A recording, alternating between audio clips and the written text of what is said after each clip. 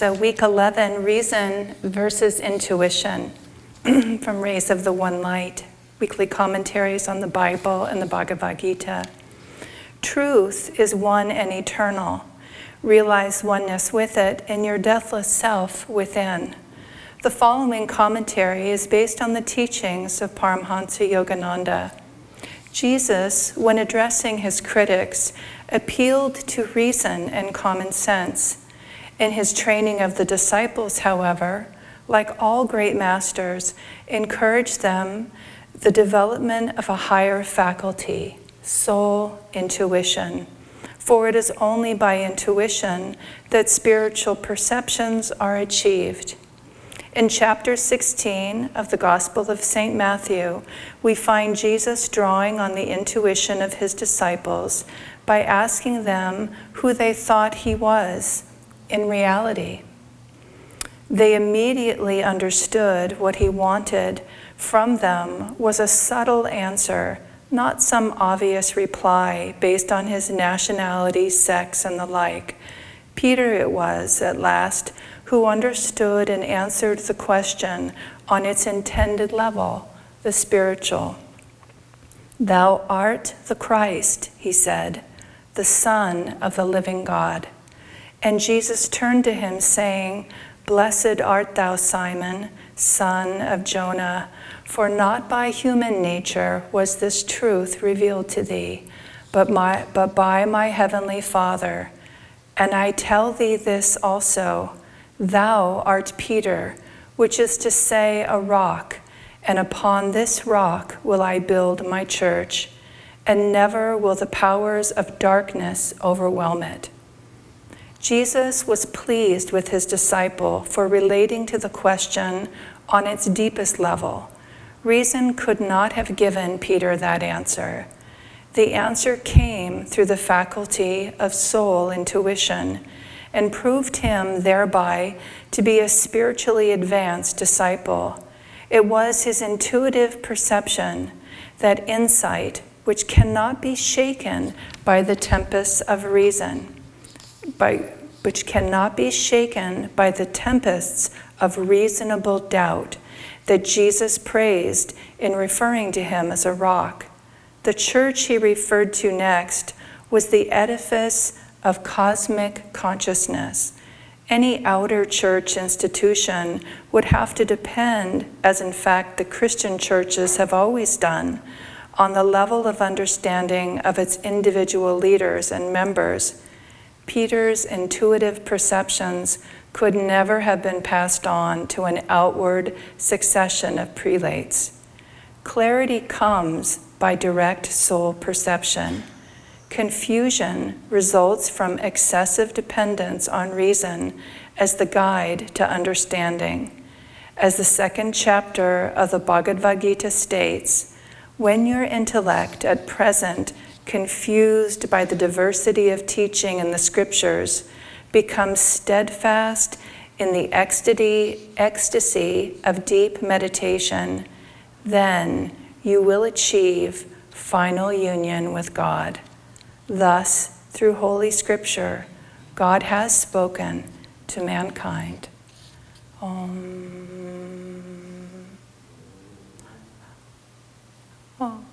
Om. Om.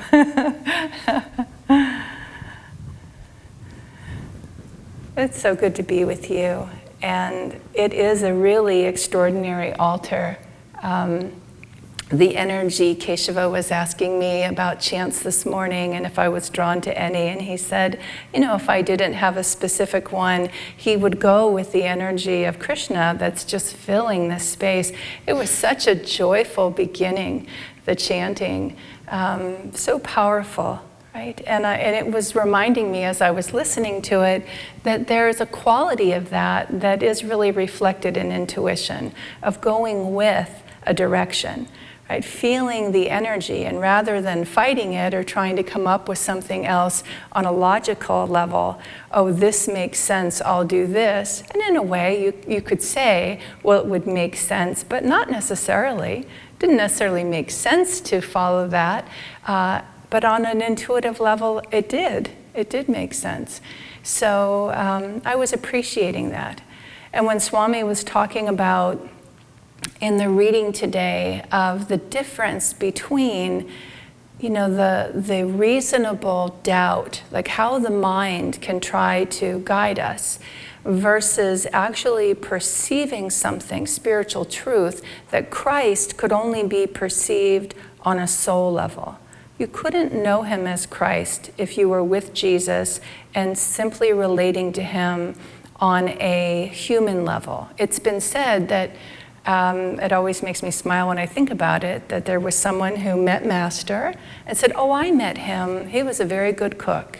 And it's kind of extraordinary to think that could happen, that you could meet him and think that about him. Like, oh, yeah, he was a very good cook. He was a good cook, that's what I've heard. But of course, he was so much more than that. But it's our own consciousness. It's where we are that allows us to see something, to perceive something, to know something. It's very interesting when I was reflecting on the reading where Swami talks about this rock, right? That Peter, it's a rock of cosmic consciousness, that it cannot be shaken.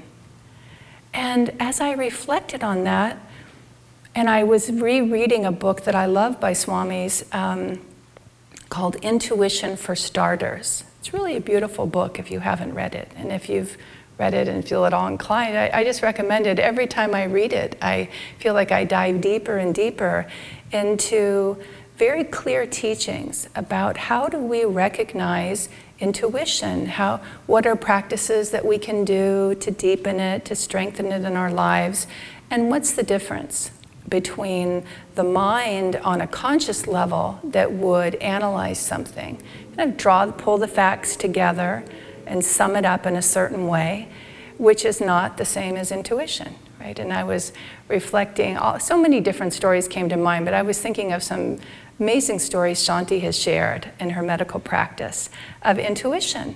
That she, it's not that she had all the symptoms laid out with someone and could, from the book, oh, I know this is going on for this reason. She just felt, this is going on, right? And sometimes the feeling was, this is a grave situation that must be addressed immediately. And I just remember one of her stories about that. And the rock, that, there was nothing going to move that knowing in her and the insistence in her to the patient, you must go to the hospital now, not go home and call the doctor. No, now you must go. And it proved to be true, right? It proved to be true. So it was so interesting also that our affirmation is willpower. Because one of the things that Swamiji talks about is in order to draw intuitive guidance, we need a lot of energy. We have to be cultivating a sense of dynamic will, which is not this, Master said, but this, right? So in the yogic path, willpower is willingness. A willingness to develop ourselves, live the yogic lifestyle, practice the tools, and then be open to the opportunities that come to us, be discerning about them, be open in seeking grace. I love one of the talks, and Lahari's talk today was so beautiful in purification. It's the receptivity of the heart. Right? That intuition, it's there for us. The masters are always here. We had this beautiful Mahasamadhi celebration recently for Yogananda, and the idea that he's still living, right? The masters are still living. They don't need to be in their bodies, right? And sometimes, many people spoke of this with Swami Kriyananda. When he left his body, many people felt he was much more accessible suddenly. He no longer was in a geographical place, right, that you were relating to. He suddenly was everywhere. And this is the truth of certainly of the masters, of Swamiji, of highly evolved souls. They're present, but it's also the truth of us. We don't die. The physical body goes away. We don't go away. So intuition is on a subtle level, but when we have accessed it, it's as firm and steady and solid as a rock. a rock of cosmic consciousness. One of the things that Swamiji talks about related to intuition is there's calmness. So it's very calm. Doesn't mean you aren't firm. But the urgency is not agitation. It's not excited energy. It's very firm, it's very clear. There is a quality of joy that can be found in intuition. So calmness, clarity, and joy are the three elements that he highlights in terms of perceiving and knowing. But I really found, as I reflected on this reading today, paired with willpower, and Swami saying that Jesus was identifying Peter as one, because of soul perception, he would not be swayed by reasonable doubt. And it's been my experience that that's one of the greatest challenges to following intuition, is the reasonable doubt that will come. Well, how do you know? How do you know? How do you know that's the right thing? What's telling you that's the right thing? And when it's intuition, it comes from a place of calm, steady, I believe this is so. And Swami said that in the practice of intuition, and he encouraged us to make it a practice in our lives, start with small things, which is the same with willpower, developing that. Don't take on the biggest challenge, but begin to practice a receptivity of open listening for guidance. I like to practice it in very little ways. When I drive, which lane shall I be in? And especially on the way to the temple. So part of what I hold is that doesn't mean I'll get there faster, right? Because who knows why that would be the right lane. I don't know what God's plan is for me. But I do often watch how it happens, but I play with it in a way. It's a game that I play. But the intention of that is to practice asking in every endeavor, in every situation, to invite God in, to say, how shall I move forward? How would you have me do this? What is the best choice in this moment? And that practice, for me, the driving is delightful to just watch how I'll feel it and my mind will think, that doesn't make any sense. That lane's longer, there's more cars. And I'll just ask myself, or are you asking? Are you going to follow it? I'll follow it. And very often, suddenly, 3 cars leave the lane. Go, yeah, that is interesting how that happens. And it happens a lot. So if you ever are behind me, what is she doing? Why is she changing lanes so often? Sometimes I don't. Sometimes I'll just stay in this one. And I'll think, really? Stay in this one. So anyway, the idea is that we can be guided, and it's a deep part of the yogic lifestyle to commit ourselves to a practice of deep listening, of asking to be guided. Asha tells the story of getting frustrated at a certain point, teaching intuition, and just feeling like she wasn't able to teach anyone how to do it. She'd teach all the guidelines. I don't know if this particular book I'm mentioning had been written yet, but anyway, in a moment, she told Swamiji in a check-in call, I'm not teaching intuition anymore. And he challenged her and said, intuition is essential, attunement, right? Which they go together, attunement and intuition. So it may have been a class on attunement, but in saying, you must teach this, even if people get it wrong. And one of the things that Swamiji said is don't worry about that so much. Move the energy. Take small steps, hear it, take a step, see what happens. Hear it, take a step, see what happens. Part of the evaluation last week, the reading talked about, the fruits, like what comes from the fruits of actions, and true teachings bears good fruit. So for me, one of the practices is the 8 aspects of the divine. And I'll just pay attention, you can't always tell right away, but is the result of whatever I'm being guided to do, does it pan out in terms of bringing more light or bringing more joy to my consciousness, to the situation? We can't always tell, but It has been my experience that the more that I trust the intuition, the more I move forward, the more there is the feedback. The other thing is asking for help in it. And I find that to be not only essential in my life, but I'm so grateful for my teachers in Ananda who demonstrate the same principle and say that to me. Right? That a big decision is before them, and they can feel, this one I don't want to make by myself. It's too important.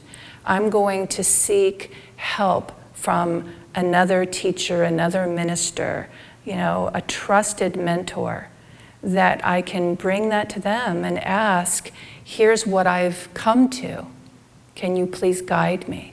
Allowing God, Lahari was saying, we're all channels of light. We all have that capacity. So to be willing to ask someone else to be a channel for the divine for you. Say, I'm trying to understand, is this the right choice in my life? Could you give me a sense of your perception?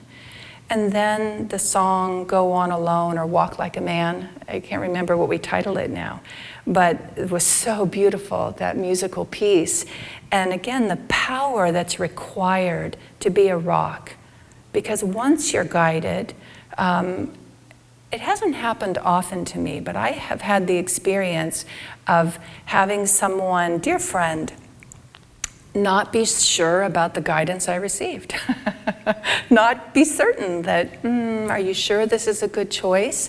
And what happened in that interaction, the more that my friend challenged it, the more convinced I felt. I wasn't agitated, but I did feel this powerful surge of energy. And at the end, he said, well, maybe it is intuition. Right? It involved a decision with James and I, so later I talked to James to make sure. Then I thought, okay, I better check this out, because the whole time I was saying, no, it's the right thing, it's the right thing. And my friend, I appreciate, was just, without saying, are you sure it's not your ego? He was really saying that.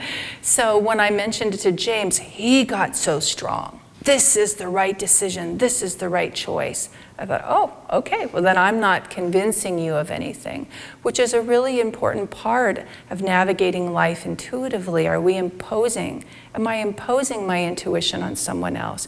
Part of this cooperative obedience that we practice within Ananda is, again, listening to one another.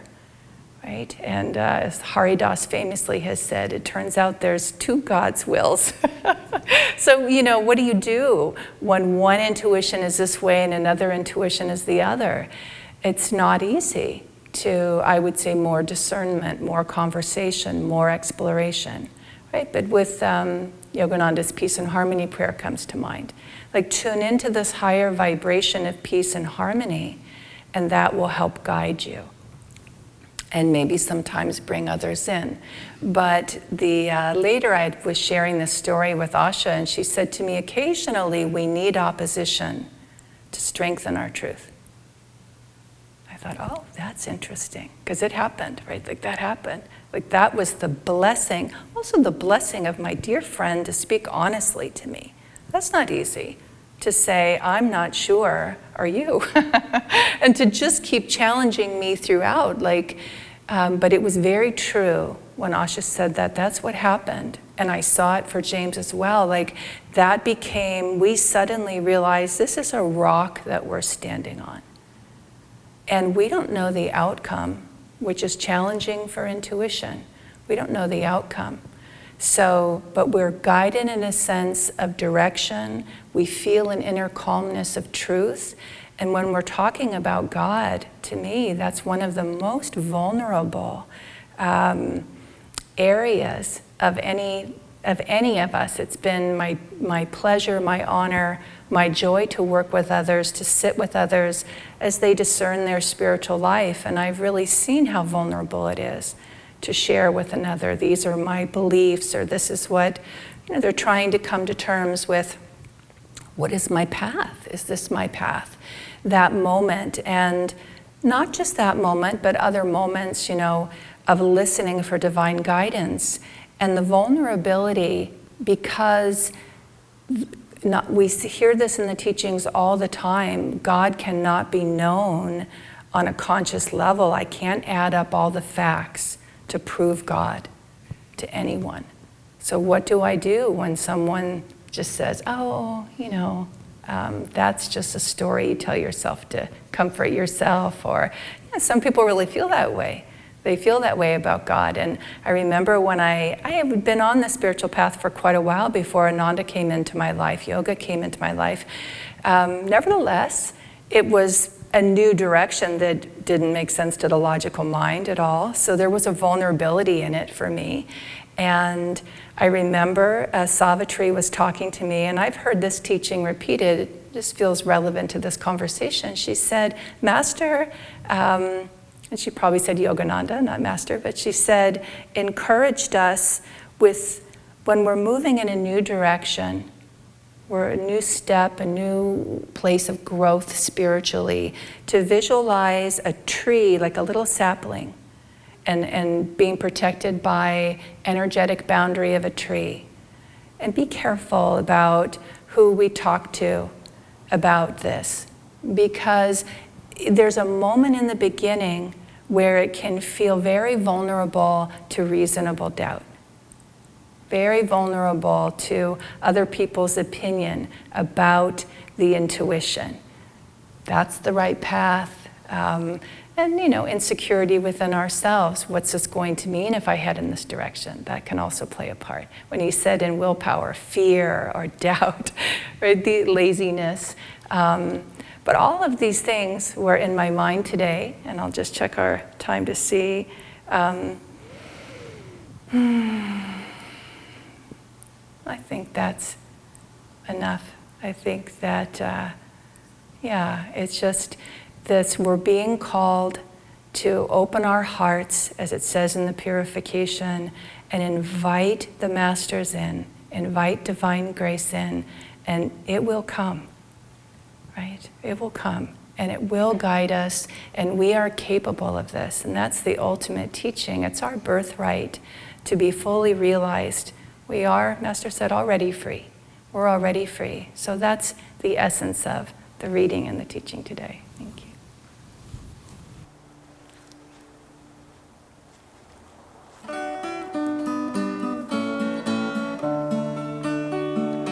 Walk like a man, even though you walk alone. Why court approval once the road is known? Let come who will, but if they all turn home, the goal still awaits you.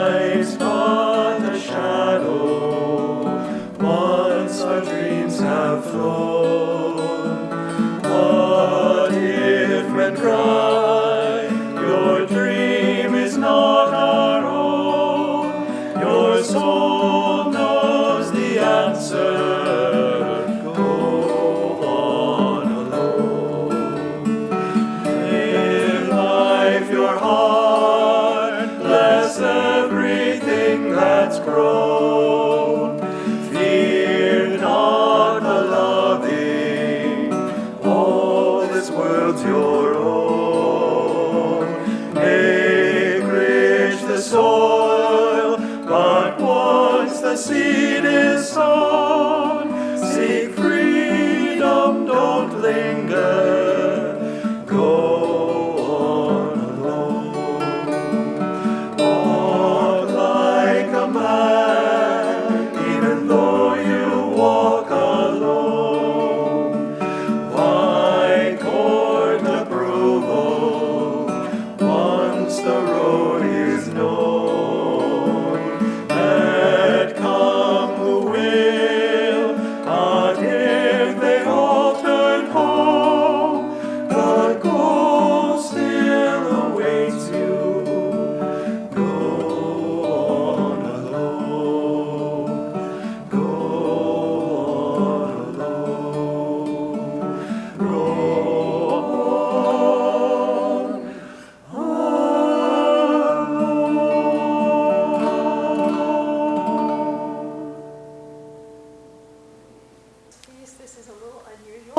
This is called In the Garden, and it's a piece that Yogananda loved. So it's from his era, and it's visualized as we sing it, Mary Magdalene in the garden as at the point at which Jesus is appearing after his passing.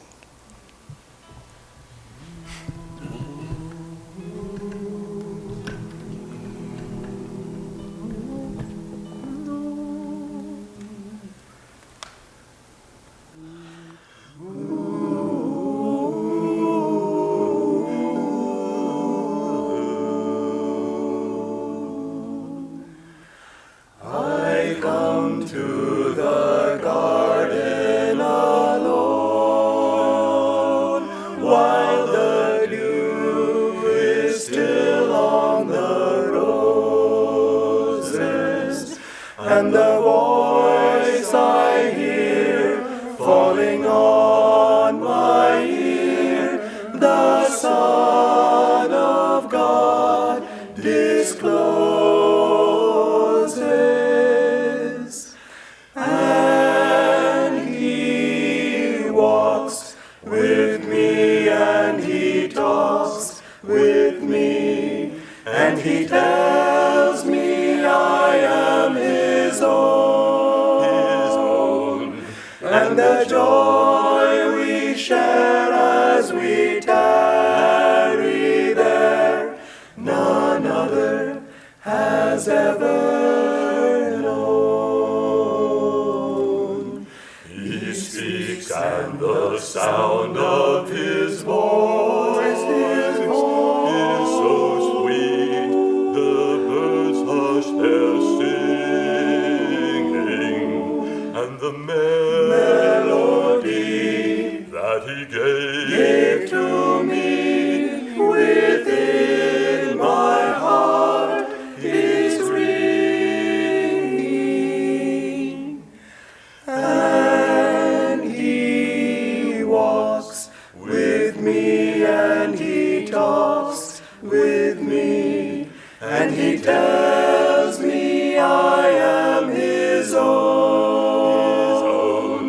And the joy we share as we tarry there, none other has ever